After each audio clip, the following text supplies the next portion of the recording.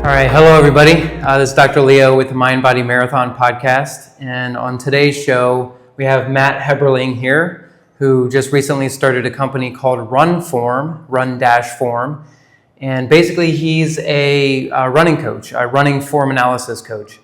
And so we're going to talk a little bit about running form today and discover a little bit of useful topics for you guys, and hopefully this is an important episode for everybody listening that's a runner.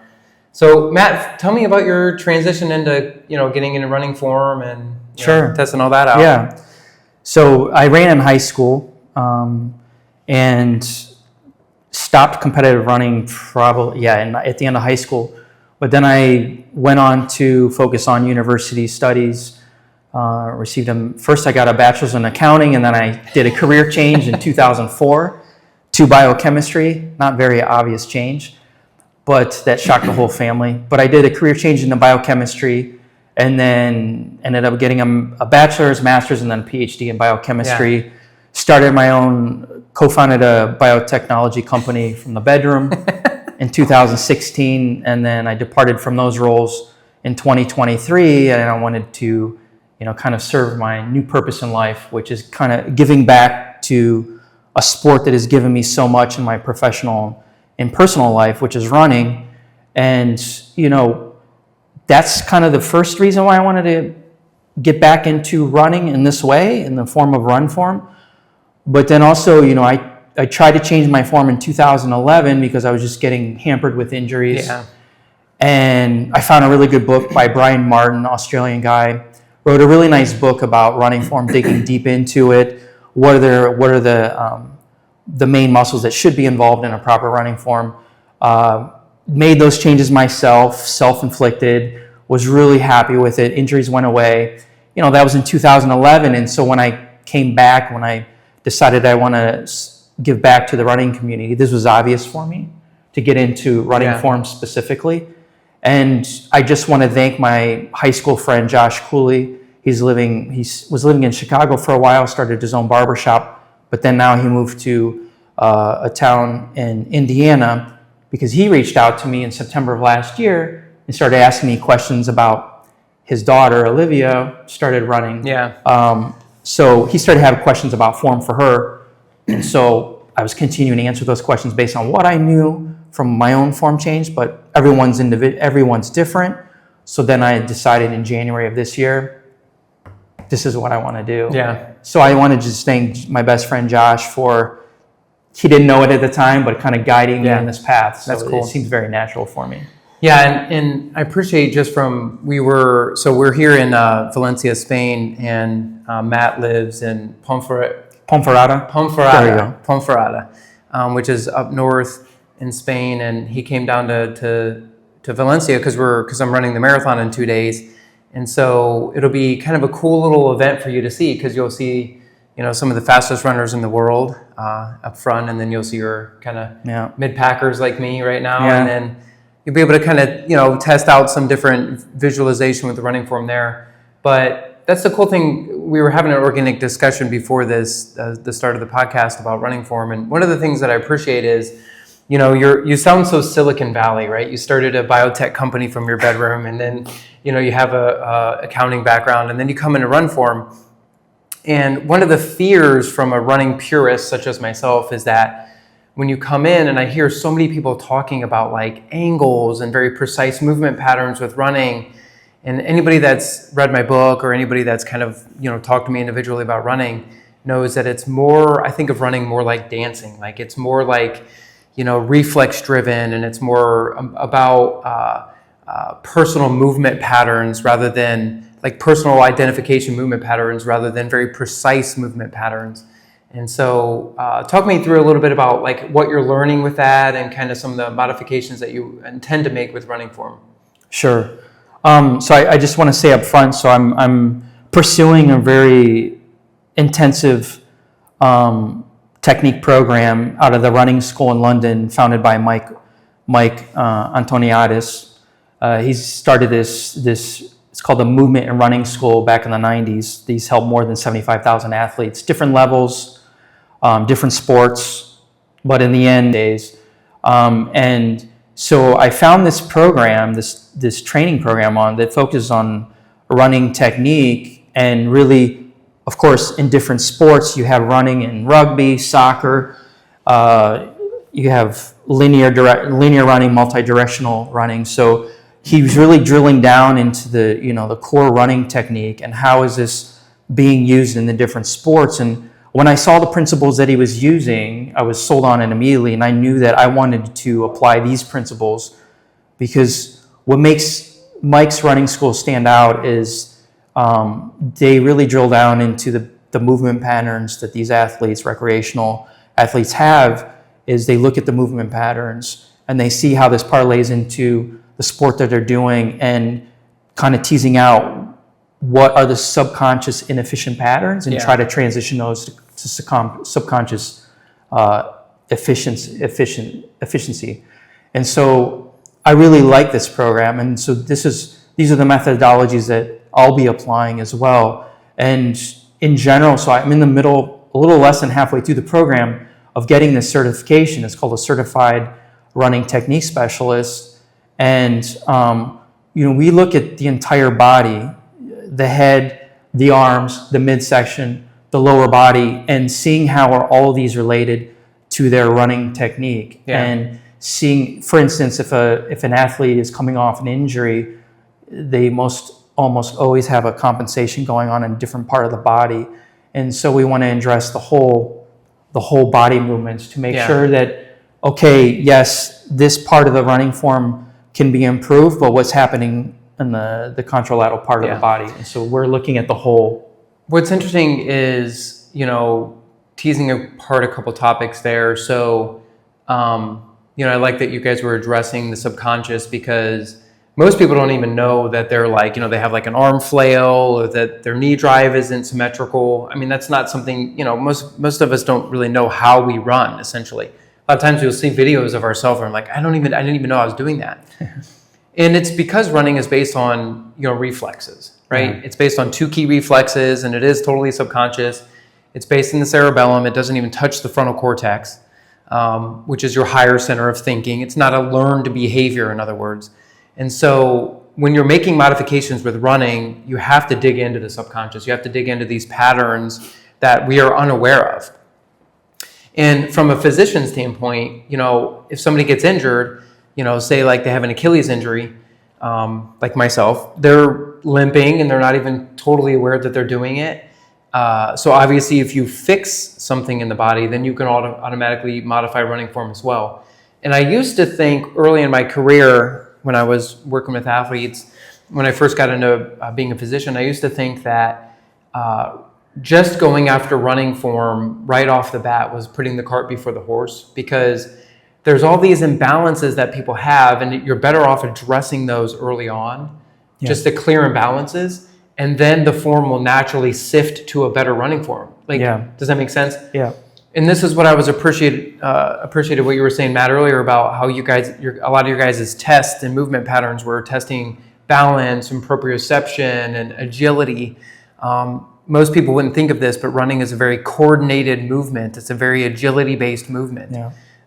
If you're running a marathon and you're not very agile, it'll show up in your running form. Your form will be very mechanical, won't be very fluid.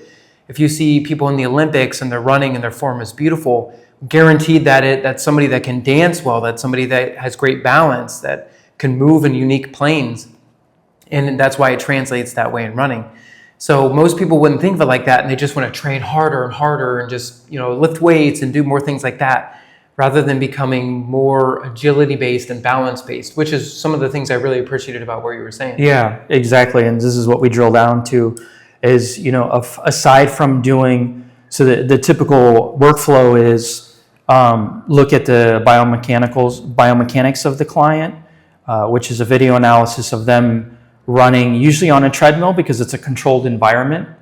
However, with the team that I'm working with now, Amherst High School, the boys cross-country team, I'm working with them. I have them on the track as well. So I'm combining the track footage with the treadmill footage, do an initial analysis, but then also marry this with the data that I get from what's called a dynamic movement skills assessment. And this is This is this is developed by the running school in London, Mike's Running School, and this assessment also is used to drill down to see exactly what those skills that you're talking about. Yeah. This is so important for enforcing a proper running technique. So we look into that as well, combine it, combine with also, as you know, very important is the injury history as well.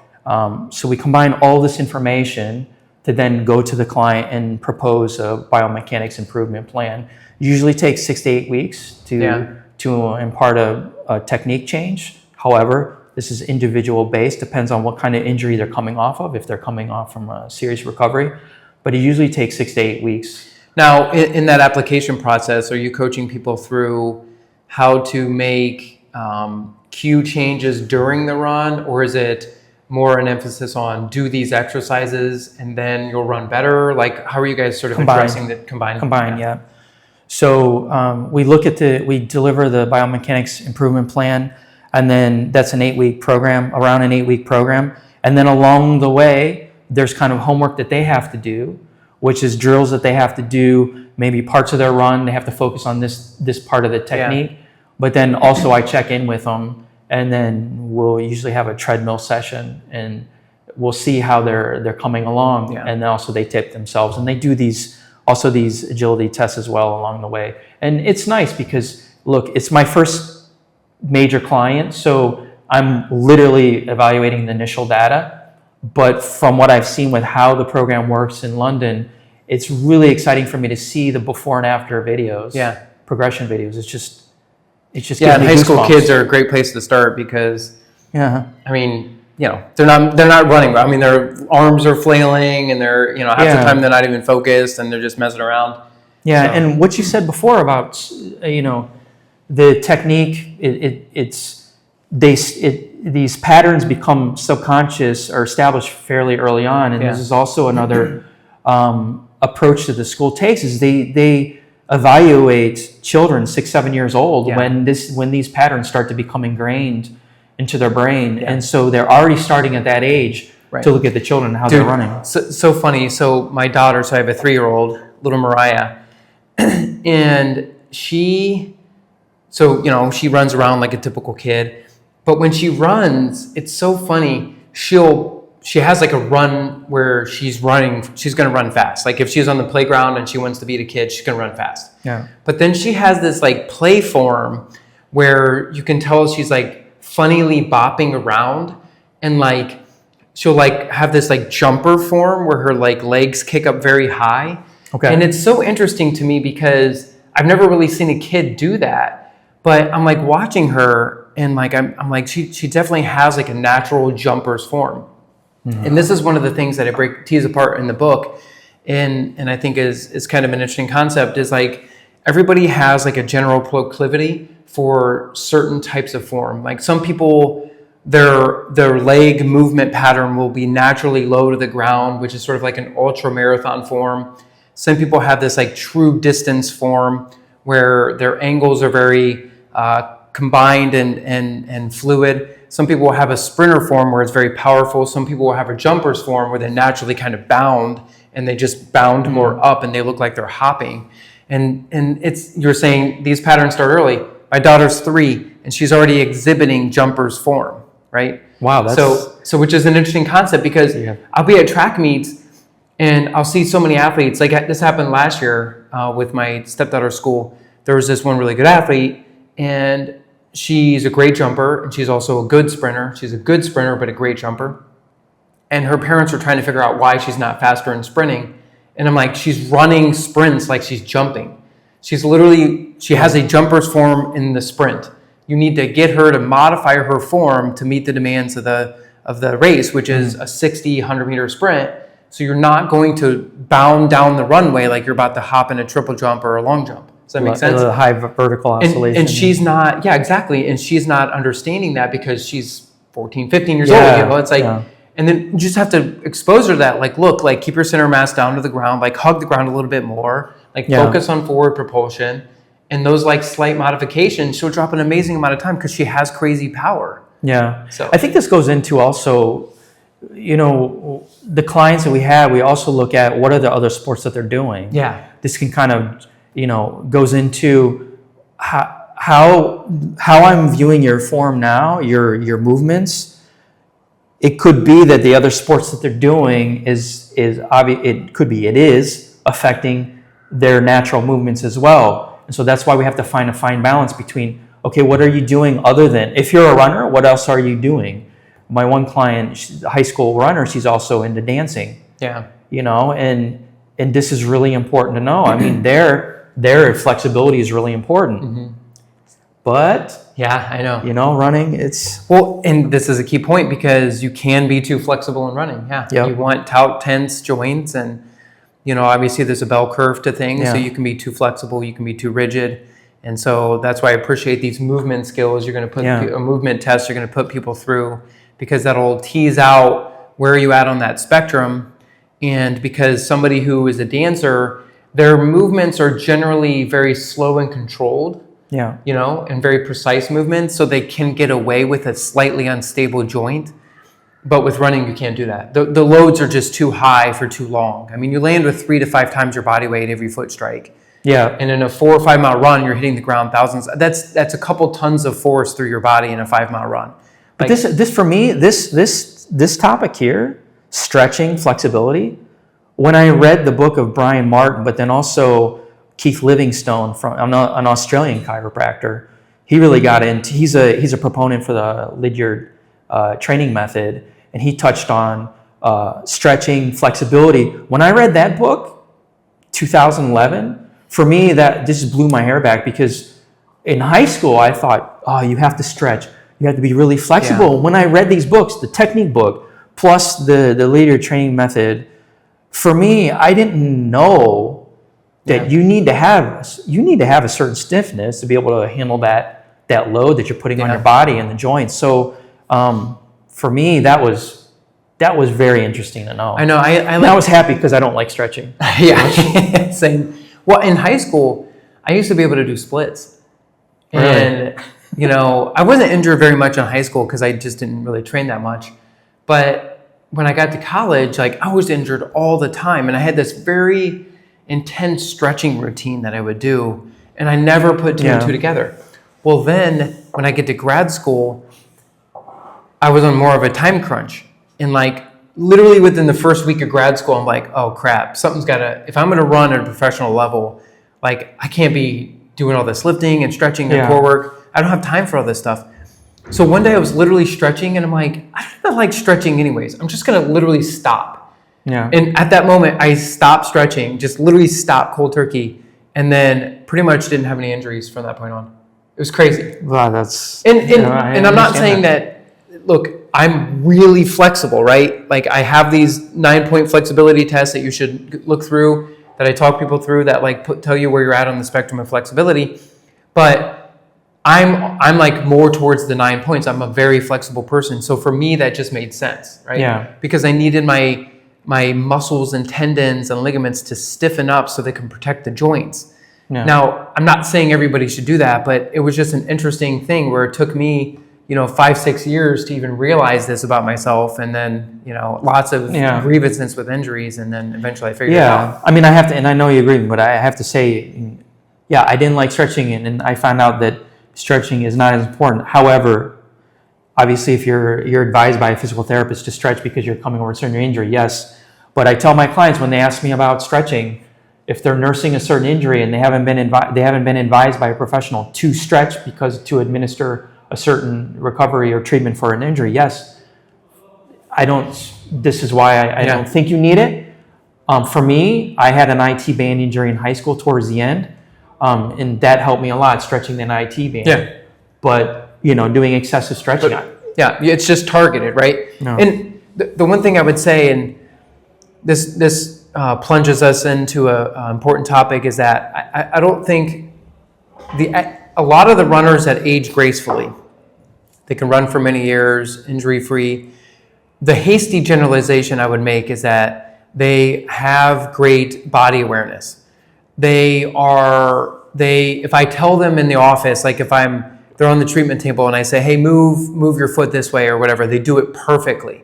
Some people are very odd with their movement patterns. If I say, bring your toes up, they'll contract their quad in a weird way in their back. Like some people are very mechanical with their movements, but people who age gracefully have very precise movements, they have good body awareness.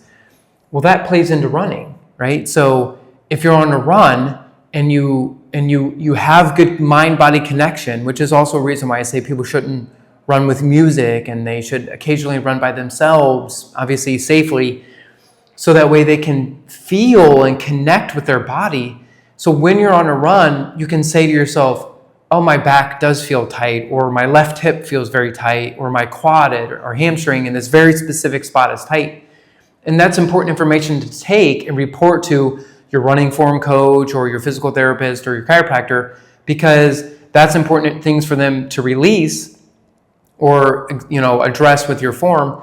But if you're always listening to music and you're always running socially, you never pay attention to those things. And it's important to kind of get in the center of yourself to sense those things, because the people, like I said, that age better in this sport, they come to me with really good information.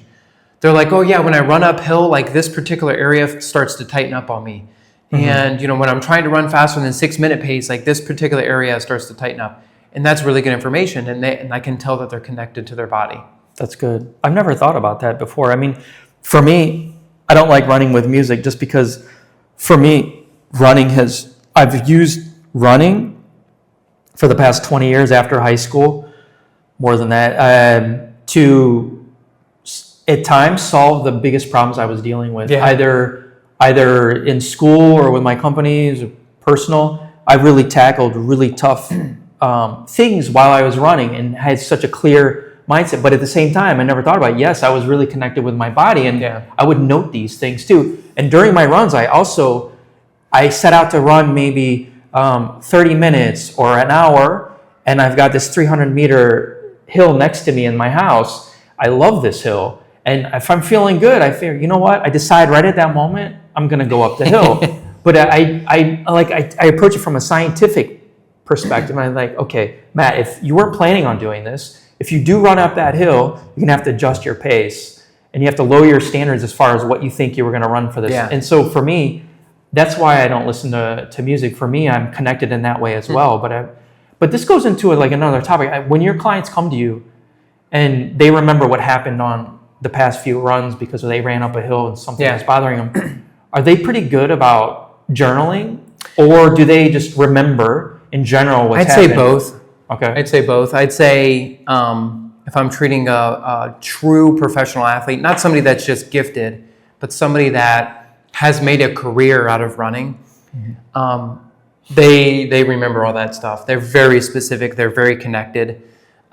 It's not just about talent. Like there's a ton of talent in this world, but people that make it in the career of running, they are connected. It's very business-like. It's very strategic. But then I have a lot of you're a little bit more your OCD clients. They're going to journal. They're going to kind of come in with notes. I have a lot of patients that come in with running log. They still write in a running log, which I think is therapeutic, by the way. Having a physical log that you write in. Yeah. I think you will write more personal things and you'll be more real to yourself versus if you just log on Strava, and you write what you feel. I agree. I did this. I think a personal running log is just it's such a hidden gem in the sport. It's like a journal. It's literally a journal. And those are important no matter what. Oh my God. So if anybody ever looked at my running logs, they're sacred things, man. They're very personal stuff. And but anyways, people will literally bring them in and show me 2 weeks ago, that's right, I felt this on my knee, and they're very specific about it. But and it's to a good tactician, to a good physician that's looking at it from a tactical perspective, this is gold mine. This is just great information, and it's funny though. So I kind of alluded to at the beginning of the podcast here, when I first got into practice, I used to really emphasize the treatment aspect of it, and then that would improve the running form. And the more that I've gone into practice, the more that I've kind of leaned into integrating running form early into the training cycle, or treatment cycle, I should say, with patients. Because even if I have the idea of how somebody is running based on their injury patterns, people do some weird things when they run.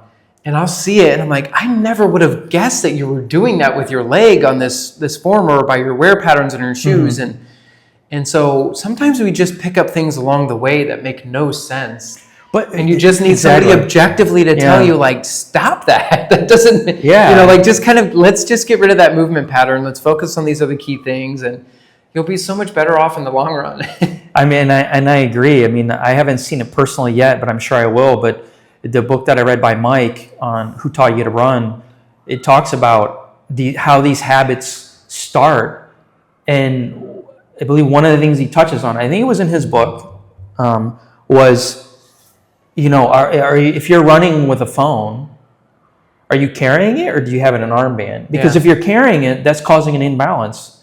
And then it causes you to do something weird with your arms as well. So it's all these little things that just add up, cause these... Well, if you're running with headphones on a phone and you're not listening, you'll bound more because you'll hit the ground with more force versus if you're running in the quiet, morning on the road and you're not hearing your slapping, you're going to run softer and you're going to be more connected with your form. So like these subtle things matter. Yeah. Completely agree. Well, we're kind of rounding third on the podcast here. What would you say is a great way for people to get in touch with you and kind of like help connect with you? I have a very basic website right now. It's www.run-form.com. It's just essentially a landing page right now, but they could reach me there, or they can send me an email to matt@run-form.com, and we can take it from there. And I have a Facebook page, both personally and for the company, Run Form LLC, both on LinkedIn and Facebook, both my personal and the company pages as well. So whatever platform you like to use, feel free to reach out to me. I'm on Twitter as well. I'll be starting to use Instagram more, but cool. But that's good. Yeah, beginning stages. I know. Yeah, it's fun, and I'm excited for your journey. And thank you so much for coming down to Valencia, and so we can have this fun discussion. And it's my pleasure. Thank you so much for having me, and I hope you're fully recovered or partially recovered from the jet lag before the marathon. Yeah, same here. So I'll be taking some footage of you. Yeah. So that'll be fun though. So quick little note. So he's here. Obviously, I'm doing the Valencia Marathon.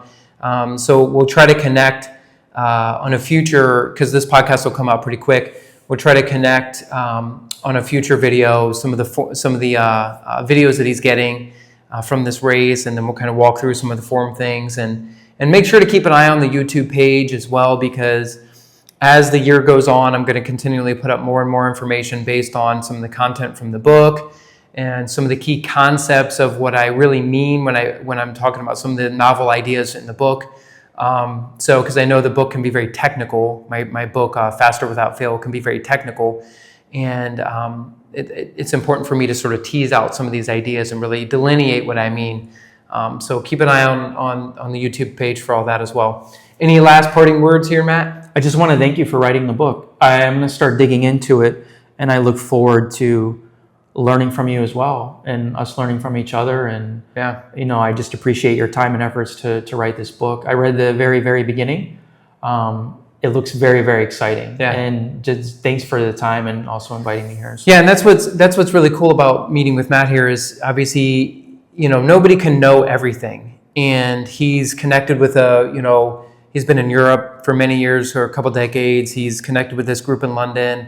And I'm very intrigued by how people around the world analyze form. And so this is also just as important for me to sort of learn from you guys and pick up on some of the movement patterns that everybody else is preaching around the world. Thanks for that. And I just want to give a shout out to Steve Hanley. He's the one that connected us. I know, right? Leo's he wore your shirt at one of the treatments. Yes. Sorry, I'm sure there's a HIPAA violation, Steve, but yeah. So he's like, and he specifically brought it up. He's like, yeah, my friend Matt, blah, blah, blah. Yeah. I just want to give a shout out to Steve. I want to thank you, Steve, for believing in my company and allowing me into your running life. It's very inspiring. He's gone through a lot of battles in his personal life. It's simply inspiring. And I just want to commend you, Steve, for being a fighter, using running to help you. And congratulations on your running feats, and I'm excited to see what happens in the future. So I just want to thank Steve for connecting us. When I first met Steve, he could barely run because he was injured, and this a couple years ago. And this cat is running like a marathon a month all over the U.S. Yeah, and he's killing it. He did a 100-mile race. He's done numerous marathons. He's done tons of trail races. This guy's an absolute monster right now. And I've said this before in a lot of my socials, like, make sure your physicians challenge you. Make sure they push you. Make sure they let you do the things that you want to do. If you have a physician that is saying you shouldn't run anymore, or you shouldn't run this thing, or you shouldn't do this race, and they're not empowering you, then find another physician because it's wrong. Like, a lot of times it is wrong. So Steve is a great example. He's told by numerous people he should stop running, and this dude is running out of his mind right now. So very inspiring. Yeah. It's just amazing. I had the honor of going into his trophy room. It's like 200 plus medals. Yeah. It's just, I went in there and I just thought, this is just amazing. He's like a running god. So I just want to give thanks to Steve. But this is pretty cool. This is, so Valencia is a huge marathon. It's about 25,000 runners. It's a big world-class event. Last year about 15 people broke 2:05, so it's a very fast race. A lot of Europeans come here to run fast. It's not a big American race, so not a lot of Americans come over here because it's during Thanksgiving weekend and all that sort of stuff. But it's a big European race, an African race. And this is Matt's first major marathon that he's going to see. So this first marathon ever, not even major, just first marathon. So he's going to be over the moon on this race. Yeah, for sure. I'm excited. Valencia seems like a very beautiful city. Never been here before, but looking forward to Sunday. So yeah. All right. Thanks again, everybody, for joining us. And until next week. Thanks for having me. Yep. Dr. Leo here. Be sure to check out my new book, Faster Without Fail, Your Guide to Overcoming Injuries and Running Faster Than Ever. It is now available on Amazon. You could read reviews on the Amazon. You can check out what other people have said about it. But basically, if you want to revolutionize your running form and better understand how to stay injury-free within the sport, this is your guide. Feel free to reach out and let us know what you think of the book. I would love to hear your feedback. But again, please check it out on Amazon. Faster Without Fail. Appreciate it. Dr. Leo here. If you want to catch me in another setting, be sure to check out my YouTube page, Running Rehab, where you will find exercises on how to stay healthy with running, how to improve your running form, and a bunch of other tips and tricks on how to get over common injuries.